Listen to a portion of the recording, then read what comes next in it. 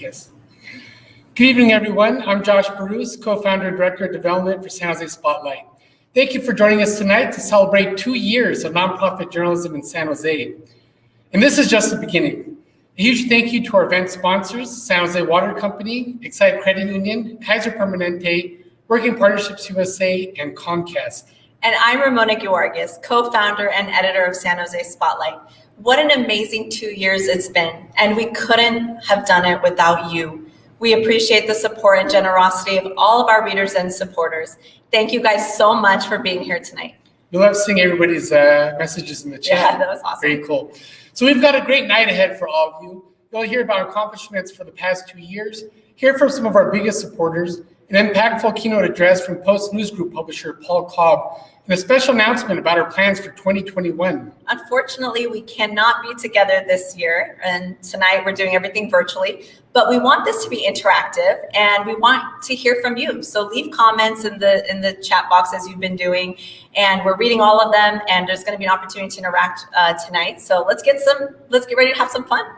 This is our biggest fundraiser of the year. So tonight our goal is to raise $25,000. Can we do it? I have faith in the generosity of our community. I think we can do this. But first, let's hear from one of our biggest supporters, the one and only Reverend Jeff Moore. Yes, everyone, just help support San Jose Spotlight.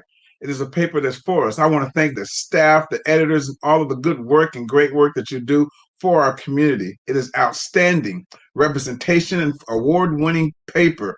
New. It's ours. Let's own it. That it'll be here for the next 30 years. Subscribe, donate, do what we have to do to keep our paper alive. Thank you, and thank you. Peace, love, and joy. Wow, what a powerful testimony from Reverend Moore. And that's right, we want to be around for 30 years and beyond. Well, we can't look ahead to the future without first looking behind. As you know, San Jose Spotlight turned 2 this week, and here's what we've accomplished in our first 2 years together. Hi, everyone. Well, we made it through 2020. We survived, and what a year it was. In 2020, we had a front row seat to an unprecedented global pandemic, economic uncertainty, a racial and civil rights reckoning, devastating wildfires, and a historic election. And as our city grappled with these challenges, San Jose Spotlight was there every step of the way. You turned to us to help you navigate this uncharted territory. Thank you for your trust. And here's what we accomplished together in a year like no other. In 2020, as the state and county issued rapidly changing health orders and the world we knew changed by the minute, our team of reporters sprung into action. We went on the front lines of the COVID-19 crisis by bringing you up-to-the-minute updates through our coronavirus live blog on school and business closures, where to go for testing, how to fight back against evictions, file for unemployment, or even find a meal.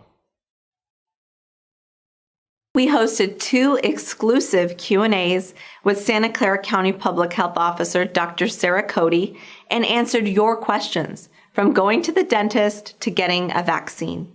And we took an in-depth look at the pandemic's toll on underserved and minority communities, including homeless people, seniors, domestic violence survivors, and children. Thanks to your support, we exceeded more than 10 million page views from nearly 4 million readers. We've garnered support from more than 2,500 donors and more than 600 sustaining members. We receive foundational support from the Knight Foundation, Google, eBay, Renaissance Journalism, the Silicon Valley Community Foundation, and the Landfest Institute for Journalism. Our work was recognized by our journalism colleagues as the best in the state and the country. In 2020, we received 4 awards from the California News Publishers Association and the prestigious Publisher of the Year award from the local independent online news publishers. 2020 was also a great year for collaboration and partnerships. Our nonprofit news organization entered into content sharing agreements with Apple News, Bay City News, Patch, Times Media, Nextdoor, and Newsbreak, allowing audiences everywhere to be informed by our public service journalism. As always, our news is free to consume and we have no paywall.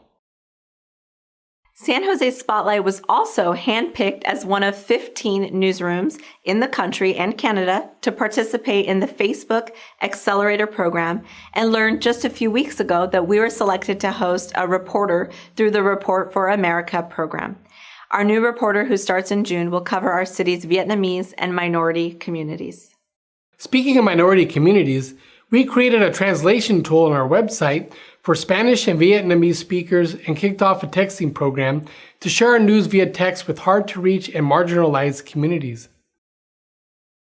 We want to reach readers where they are, and we're excited to be one of 6 local newsrooms to receive funding through Bloom Labs and the Google News Initiative to create a tool on our website that allows readers to search for their news based on their geographic location. Equity and inclusivity is at the heart of everything we do. In 2020, we started a monthly column called In Your Backyard that features the voices of current and formerly homeless people, telling their stories firsthand, something that's never been done in the South Bay. Since 2019, we've hosted 13 sold-out events and 5 well-attended virtual forums. In addition, we held 5 Q&A webinars with high-profile officials in Silicon Valley as part of our San Jose Speaks community conversations. We even launched our first podcast, The Podlight, hosted by San Jose Spotlight columnist Bob Stedler. And finally, last year at this time, we launched our San Jose Spotlight mobile app to make it easier than ever to find our news at your fingertips, now available on the Apple Store and Google Play.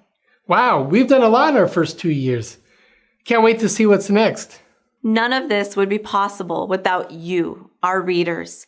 And we have lots to look forward to in 2021. So please stay tuned and be sure to follow our coverage and live events on Twitter, Facebook, Instagram, and LinkedIn.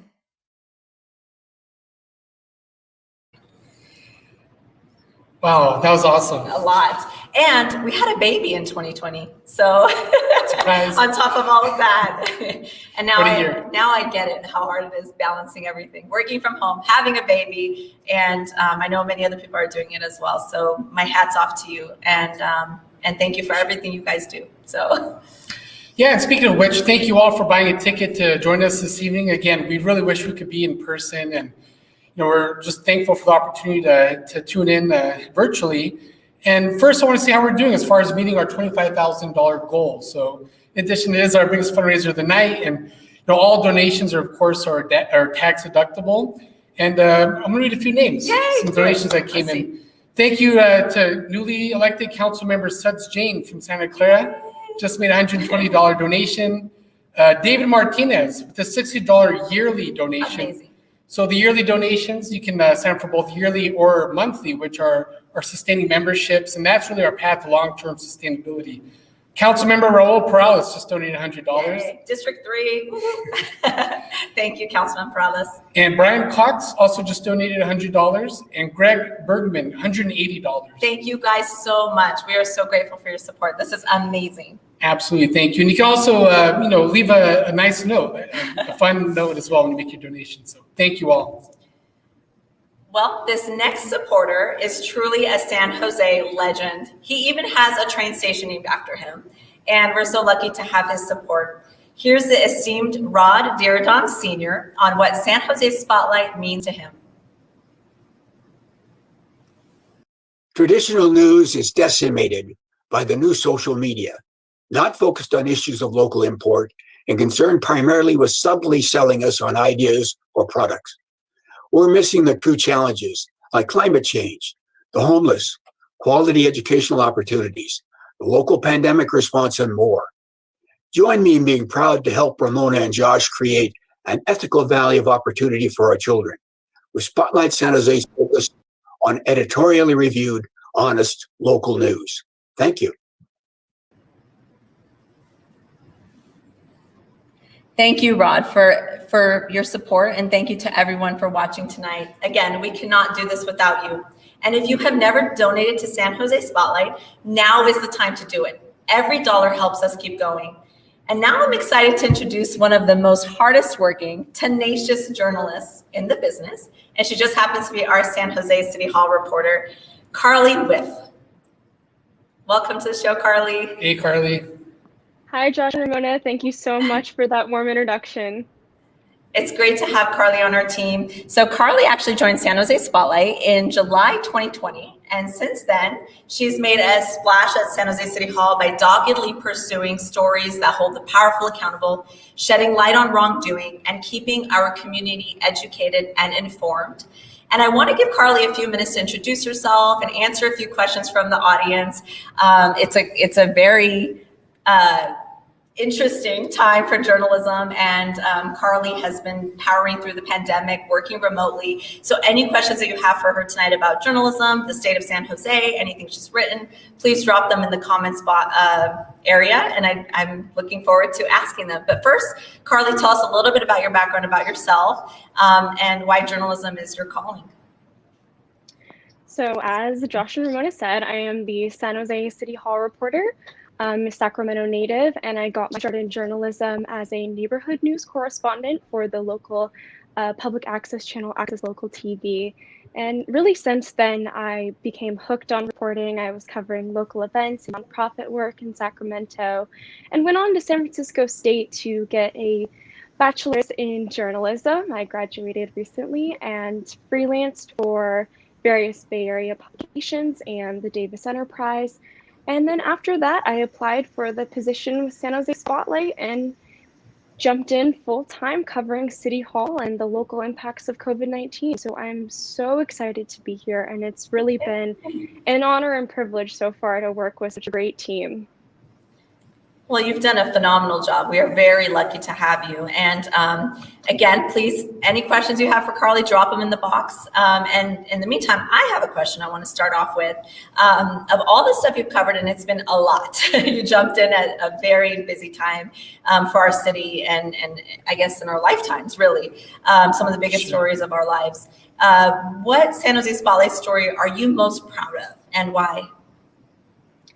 So I absolutely love this question because I absolutely love thinking and talking about this story. But I'm most proud of a story that I wrote regarding grants for local businesses who were struggling to stay afloat during the pandemic. DoorDash and the city of San Jose partnered to distribute winterization grants to local businesses, and numerous business owners, after I published the informational piece, emailed me saying, how can I get this grant? Can you point me in the right direction? And so I had the privilege of being able to show them where to get their grants. And ultimately, I believe it was 30 or so San Jose businesses received grants from DoorDash. The interesting thing about this story, however, was I actually did a follow-up piece about it, because even though these businesses were told they were going to get the money, they waited weeks. Some of them waited weeks to get the money, and it still never arrived. So I emailed DoorDash, and I emailed the other provider, Hello Alice, who were helping distribute the grants. And within the next day after my story came out, they were able to provide businesses with an update on when the money would arrive. And within the week, a couple of business owners emailed me back thanking me, saying that they had received their funds. And so receiving those emails from people who've actually read my work and benefited from San Jose Spotlight's coverage is just, as a reporter, one of the things that really makes your job worth doing and the work worth doing. So. That's amazing. And that is why we started San Jose Spotlight, to be able to impact change, and something that you did directly had an impact on the community. And in this case, these business owners who are waiting a long time for this money, thanks to you and your reporting the very next day, things got moving. And that is what public service journalism does. So I am so proud of that story as well, and so many others. And folks are saying it's great to see your face, because all they ever see is your name. So it's nice to see your face. Thank you guys for all the great comments. Linda Hutchins Knowles, and I see, both Adam and Lloyd, San Jose Spotlight reporters. Thank you both for tuning in. Yeah. Amazing. So from your perspective, what do you think sets San Jose Spotlight apart in the media landscape? So really, one of the things that attracts me to San Jose Spotlight and encouraged me to apply to this job was that there's no paywall. Information is extremely important, especially during the COVID-19 pandemic.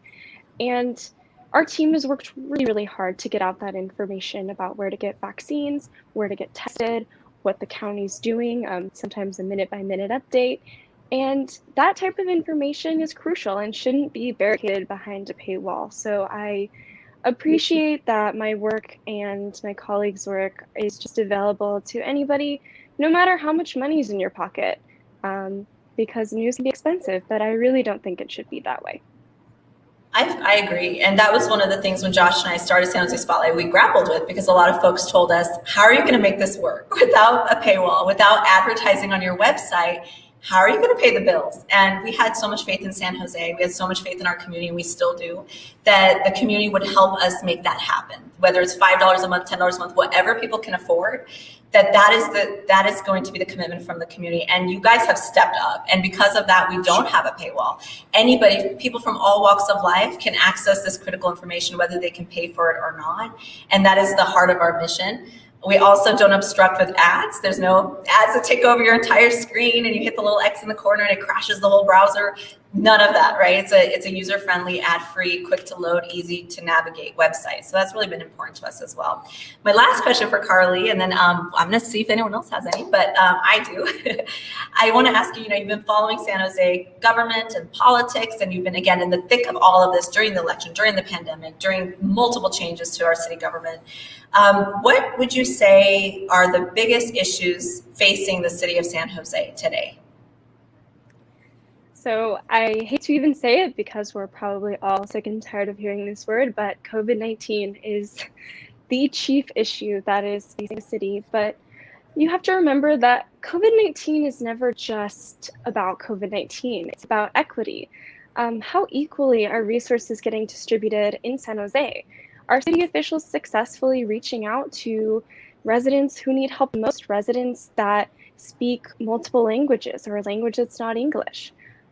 Today, another reporter and I teamed up to cover additional hazard pay that the city and county is looking to give to essential workers.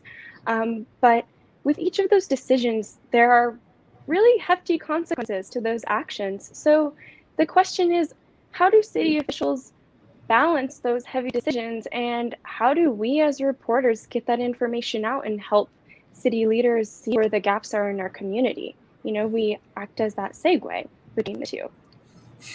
Yeah, absolutely. I think our work has never been more critical than now, when people are looking to us to give them life-saving information. And Carly, you've done that and more. So thank you for being here. We really appreciate it. And we'll catch up with you a little later. So thanks so much. Thanks. Yes. Thanks, Carly. We're so lucky to have you as part of our team. And thank you to our amazing reporter team, all of you, for all the great work you do on the front lines, bringing the critical information to our readers. So I see also a question in the chat box about what's the link in order to donate. So it's actually sanjosespotlight.com /support-us, and we're able to put it on the ticker there. So it's sanjosespotlight.com /support-us. So now we'll go and read a few more names of donations that have come in.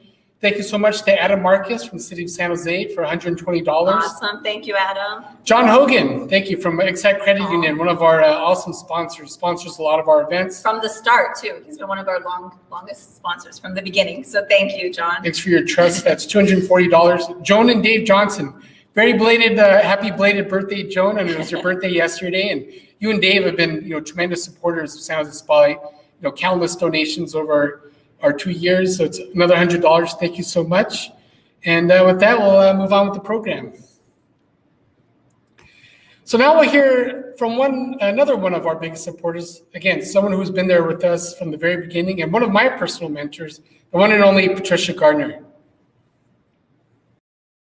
San Jose Spotlight brings current informational journalism and their coverage of local news, be it politics or housing, current events or education, transportation. You can count on San Jose Spotlight to cover what is happening in our community and in our neighborhoods. It is my go-to read every day to keep me up to date on what is happening. Please join us in supporting San Jose Spotlight. Thank you so much, Patricia. We are honored for your support. And now is the moment that we've all been waiting for. We promised you an exciting announcement about our plans for 2021. And we're ready to make that big announcement. So here we go. Drum roll, please. So as you all know, despite its rich diversity, Silicon Valley has not had a Black-owned newspaper in decades. And with a heightened look at systemic racism in our valley, from the education sector to the technology industry, the time has never been better to bring this important voice to San Jose. And there are many important stories to tell in the Black community, stories of equity and inclusivity, and San Jose Spotlight is ready to do that. And that's why we're proud to announce, drum roll.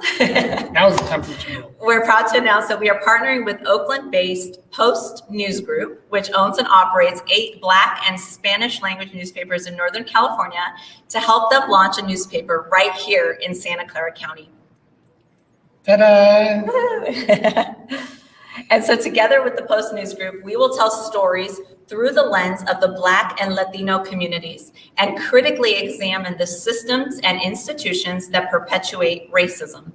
The publisher of the Post News Group, Paul Cobb, knows a thing or two about causing good trouble, as Congressman Lewis would say. He is a longtime civil rights leader, an activist, an organizer, and a journalist. He marched with Martin Luther King. He got arrested many times, and he ultimately helped ensure Black people had representation in their government. So without further ado, here's our keynote address from Mr. Paul Cobb. For all of you who are attending the second anniversary of Spotlight, my name is Paul Cobb. I am the publisher of the Post News Group that's headquartered in Oakland, California. My wife, Gay P. Cobb, is the co-publisher. She's a former elected official to the Alameda County Board of Education. She's the former West Coast director of the Women's Bureau of the Department of Labor, and she ran the Oakland Private Industry Council. Before she retired, she is now the co-publisher with me of the Post News Group. We have 8 newspapers and 1 Spanish language newspaper that's circulated throughout the Bay Area.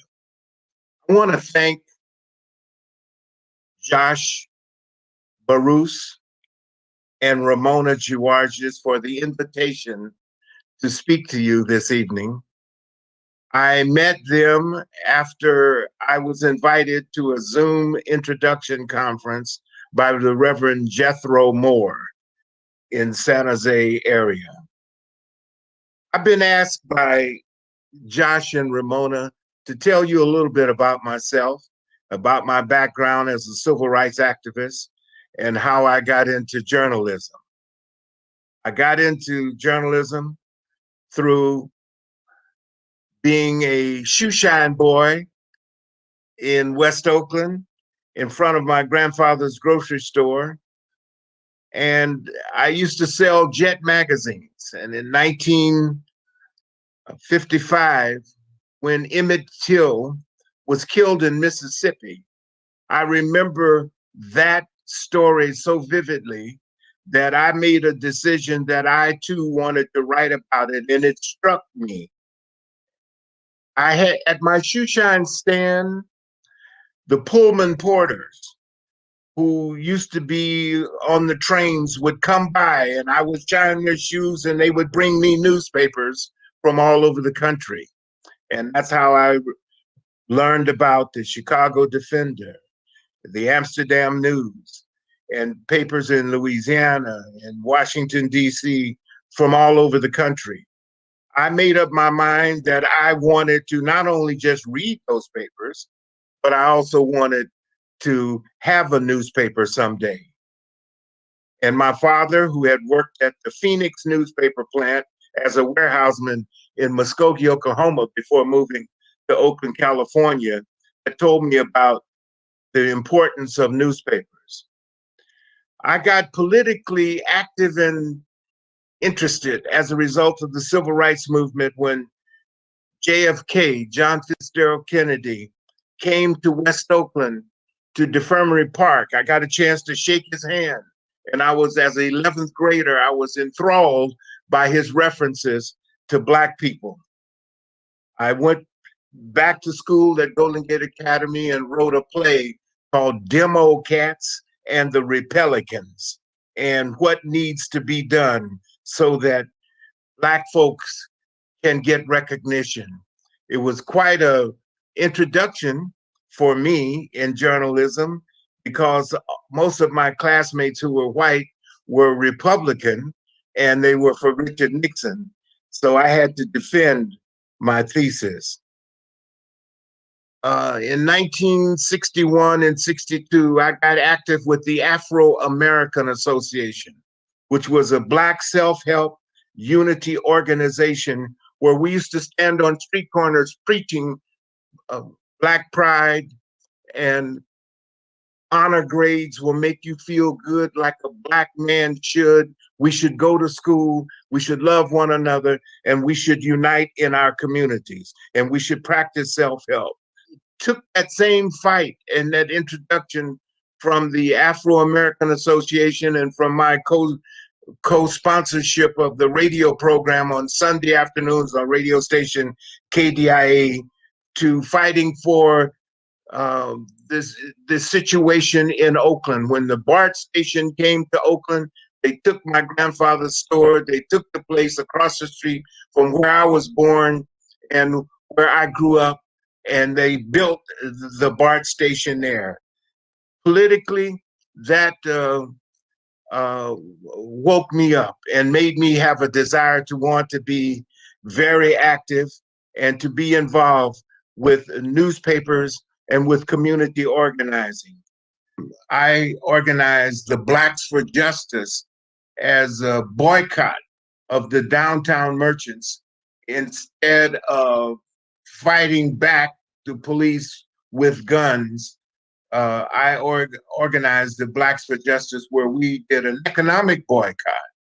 And I worked with the NAACP to organize voter registration drives as an alternative to wake the Black community up to fight back by registering to vote, as well as marching with our dollars in the same manner in which the people of Montgomery, Alabama on the famous bus boycott. Josh and Ramona asked me to also speak to my involvement with the Post newspaper. I did not found the newspaper. Tom Berkeley was the founder, but I was a reporter and was there from the beginning. I became the religion editor of the paper, and I worked there for many years. Then in 71, with a group of others, we bought the California Voice, which was a Black newspaper, the oldest Black newspaper in Oakland, where I became the editor and a part owner. I left there to go work for Senator McGovern as both a speechwriter and a national voter registration director, where I had an office in the Watergate building and worked with him throughout. And there I met and worked with Julian Bond, who I had met years before in the South. I met with Julian Bond and became the field director for the Southern Elections Fund. And I also worked with Southern Regional Council with Julian Bond, John Lewis, and Maynard Jackson, and I had worked together in Maynard Jackson's campaign and in Benny Thompson's campaign. Benny Thompson, who's now the congressional chair of the Homeland Security Committee. I ran his campaign when he was running for mayor of Bolton, Mississippi, and raised his first $1,000. So I did that throughout the South, helping over 100 Blacks get elected as mayor and other key positions all over the 11 southern states. And one of the methods I used as I went from community to community organizing, similar to what Stacey Abrams is doing now. I always, whenever I went into a town, I would want to find out where are the Black churches and are there any Black newspapers or media covering? And from that base, I formed an organizing strategy and became politically active by utilizing the importance and recognizing the importance of the Black media. And so the issues of voter suppression, so forth, have always been there as an organizing concern throughout my past involvement. I think that, and that's why I'm excited to be working with Spotlight. Spotlight has stepped forward and they are interested in collaborating and partnering with the Post News Group to get the word out to not only the Black communities of Santa Clara County, but their own constituency of the Spotlight online media service. That's why we at the Post News Group are excited about our venture to collaborate with the Spotlight organization, a nonprofit organization, because they will help us raise the awareness of the Santa Clara County community, Silicon Valley, and South Bay community organizations to the need for media reparations to help repair this nation with some serious truth telling. And they are committed to wanting to make sure that the straight news and local focused news gets disseminated. And that is our goal and mission.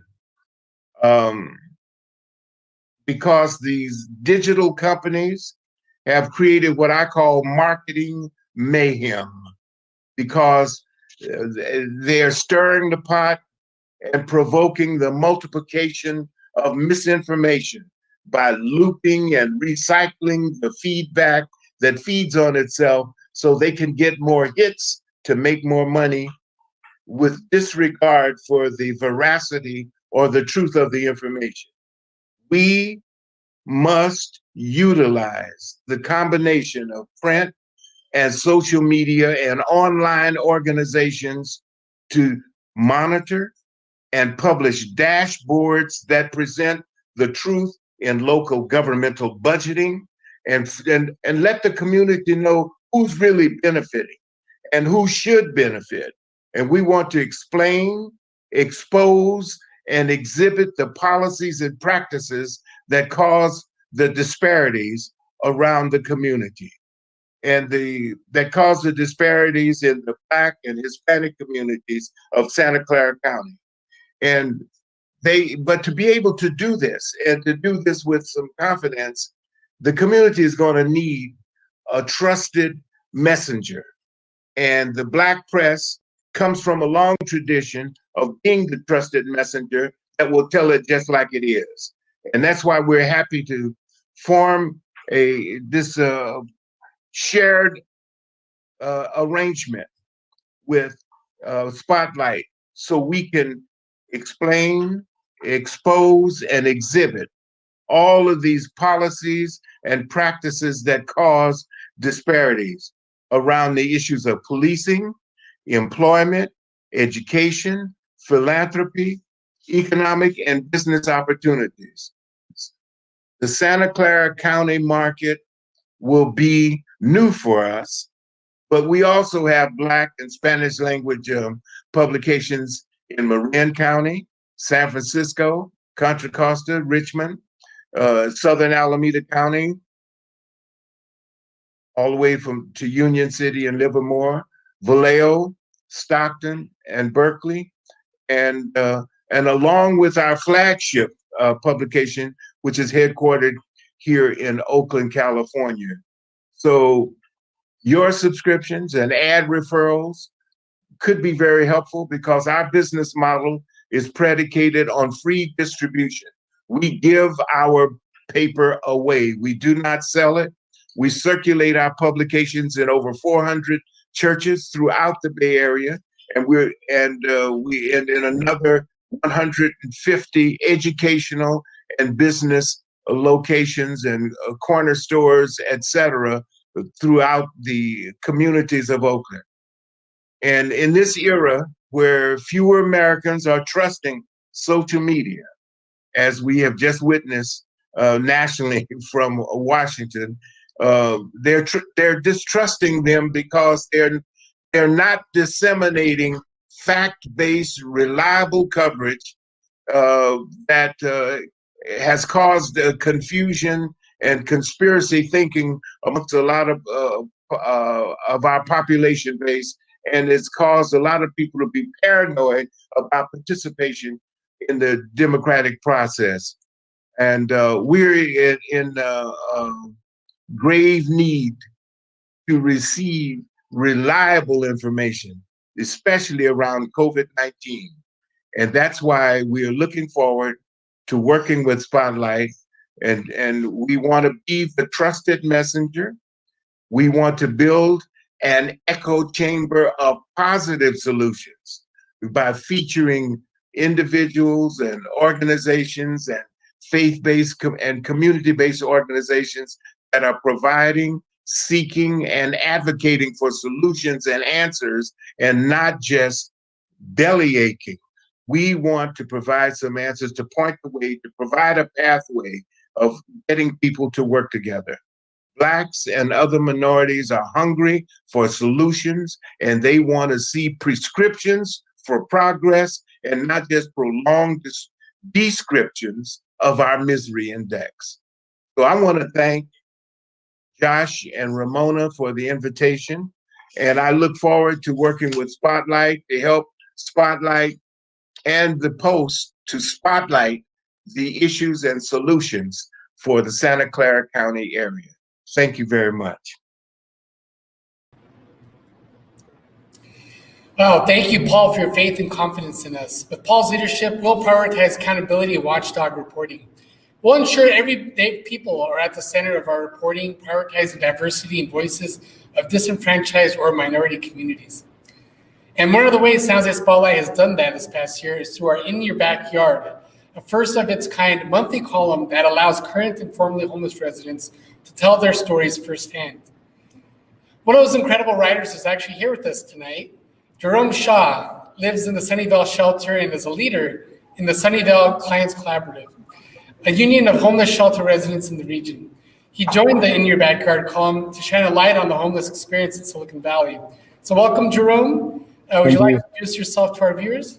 I want to first thank Josh and Ramona for having me.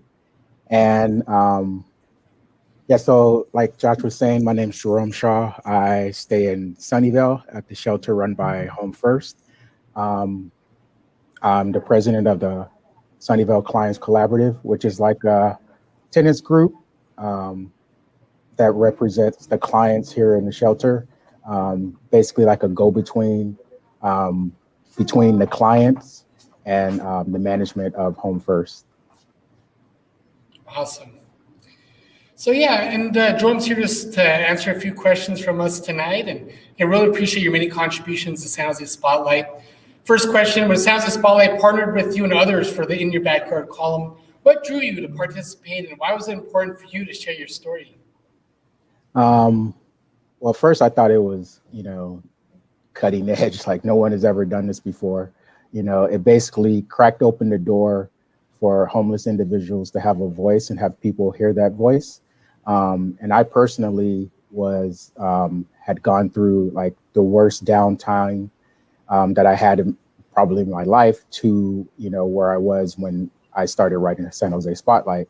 I went from, basically living on the streets, riding the 22 bus, staying in my storage unit sometimes.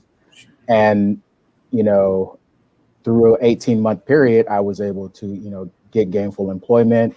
And then at the time I was asked to write the Spotlight articles, I was traveling back and forth to see my son, and I had no car. So I was taking public transit, taking BART, and my son would complain about how he always had to carry his stuff on BART.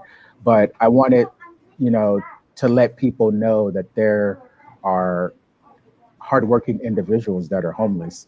There's always been, this stigma on homeless individuals because of the individuals that people may see. Maybe like the homeless individuals that you see in a day, maybe 100. There's like almost 10,000 individuals that are homeless in Santa Clara County. So it's not a good barometer. And so I wanted to be someone to allow, to let people know that, the homeless are just like anyone else, hardworking, have families. They just can't afford to live in the area. Thanks, Jerome, for that. Next question. What is the impact that you want to make on readers and decision makers by sharing your stories? Hopefully I can make people more empathetic to the plight of the homeless, and also, more accountable. Individuals have to recognize that to make your communities better, you have to include, everyone in the community. I know there's a lot of opposition to, building homeless permanent supportive housing or senior housing or disabled housing. But without the empathy from the community, those things can't be done. And that's what I want, people to get from what I write is, you can make a difference if you just open your heart and your minds a little bit to try to understand and step in other people's shoes. Because right now we're in a very dangerous period with this COVID and rent, issue that everyone's having. And it could be your neighbor, it could be your friend that ends up losing their home and are one of those individuals that are out on the street. Definitely. Love that. And also, is there anything else you'd like to share with our viewers about the In Your Backyard column?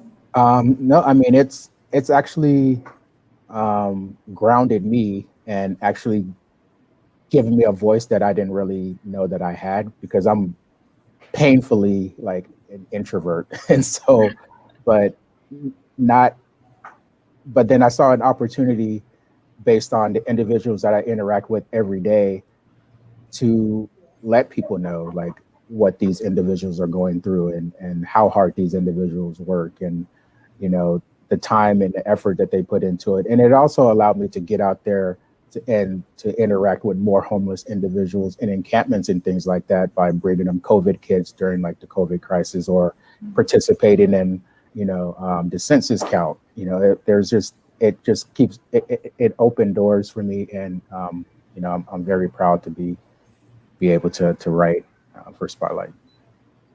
Amazing. Wonderful. Yeah, thank you so much, Jerome, for your courage in telling your story and for speaking truth to power. And that is why we started San Jose Spotlight, to tell the stories that no one else is. And we're so grateful for you doing that, because it has truly made a difference in our community and already has changed the conversation to have people hear directly from those who have lived experience. And not be filtered by us, right? You be able to directly tell your stories firsthand. So thank you so much. All right. Thank you for having me. Absolutely. Thanks, Jerome. And now let's hear from our last supporter of the night. He is a champion for our community, particularly East San Jose, one of my favorite places in the city. True gem. Here is San Jose Planning Commission Vice Chair Rolando Bonilla. Hello, everyone. Rolando Bonilla, Vice Chairman of the San Jose Planning Commission. I support San Jose Spotlight because they focus their coverage exclusively to the city of San Jose and the various communities that comprise the largest city in the Bay Area.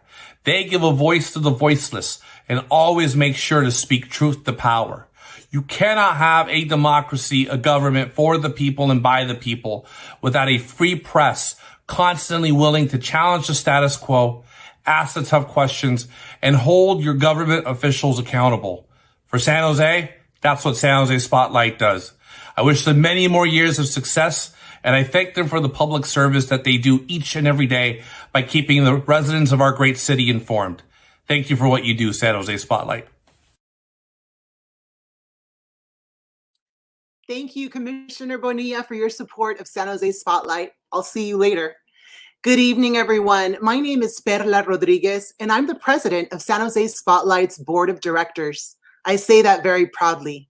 On behalf of the board, our leadership team, and the reporters that bring our stories to life, thank you so much for joining us tonight, and thank you for being part of this amazing journey.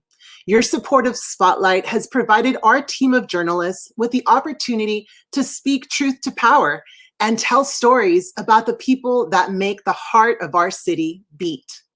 Covering the largest city in the Bay Area, San Jose Spotlight has put the names and faces to people who in the past were often overlooked, but have been so critical in making this city the place that we call home. Our coverage of diverse perspectives ensures that everyone in our community feels vested and connected to the well-being of our city. By strengthening that bond between our readers and San Jose, we aim to create a new generation of engaged citizens who will work hard to make our city one where, regardless of who you are and where you live, you know that you're an integral part of its future. In 2020, as you've heard this evening, feeling the pressures of the pandemic, our dynamic team of journalists and leadership team have not skipped a beat. We're so proud of them. So proud. They wrote stories that were essential to the public discourse. They've been there at the front lines. They covered the most important issues impacting us today. And they serve as a reminder to all that the free press is watching. So tonight, I have a special ask to make of you. Please join us this evening in supporting our crusade for the truth with a financial contribution. As a nonprofit organization, public support is the lifeline of our organization. So thank you to all who have been donating this evening. And I ask one more time, if you can make a pledge tonight, join us as a regular member, an ongoing member, make a one-time donation. Your dollars will go directly to continue building our news team and helping us deliver impactful news. I hope that you know that your support and generosity has literally changed San Jose for the better within the last 2 years. And we can all agree that our city, our government, and our community are better when all voices are heard. Once again, thank you for your generosity and your support. Josh and Ramona, as board president, I want to thank you for your leadership, your passion, your commitment. You are tireless. And yes, with a little baby there as well. Congratulations. I'd like to thank our team of journalists, our amazing reporters. You've all accomplished so much in just 2 years. I can only imagine what will be of the next 2 years. So bravo, San Jose Spotlight. Congratulations. Happy 2nd anniversary. And back to you, Josh and Ramona. Wow. Thank you, Perla. That was just incredible. Thank you. We're so thankful for your leadership and really the direction that you brought this organization over the last 2 years. Thank you so much, Perla. Thank you. So that wraps up our annual celebration. But before we get to conclusions, I'd like to give a shout out to a few other donors tonight. That includes Joseph Sanchez, Carol Watts, Forrest Peterson. Thank you, Forrest. Mary Mabin, longtime supporter. New council member David Cohen in District 4. Adam Sweeney, thank you, Adam, for your many contributions. Carol Garvey, my good friend Carol's donated several times. And of course, Pete Carrillo and Patricia Garner, thank you both again for your continued support. Again, really appreciate everybody coming together. You know, it's not easy when you're running a community-supported organization. But again, that wraps up our annual celebration and fundraiser. If you haven't already tonight, please consider making a tax-deductible donation to help us continue our impactful journalism in San Jose. Thanks again to our sponsors, our amazing reporter and editorial team, our board of directors and columnists. It really takes a village. And of course, to my co-founder, the boss, Ramona Guargues. The real boss is the baby. She couldn't make it. Right, yeah. The real boss of the newsroom. Thank you for your faith, taking this leap of faith with me. I came home one day and literally said, let's do this in San Jose. It works in Las Vegas. It can work in San Jose. And he's like, let's do it. We quit our full-time jobs, lived off savings for 6 months. People thought we were crazy. They still do. So thank you for taking this leap of faith. It was her brain trust. And everybody for your faith in us. Perla for that beautiful moving speech. Thank you for your leadership. And we could not do this without you guys. So we're so grateful. So again, thanks everyone for tuning in tonight. San Jose Spotlight has been a true labor of love for us, as I mentioned. And just everyone already knows this. I'd say it all the time, but I love San Jose. I love it with all of my heart. And I will work tirelessly, and our team will work tirelessly to make it a better place through public service journalism. So again, we're asking you tonight to join us to ensure that our nonprofit newsroom will be around for years to come. And really, this is your newsroom. This is the community's newsroom. So thanks again, everybody, and have a wonderful night. Good night. Thank you, everybody.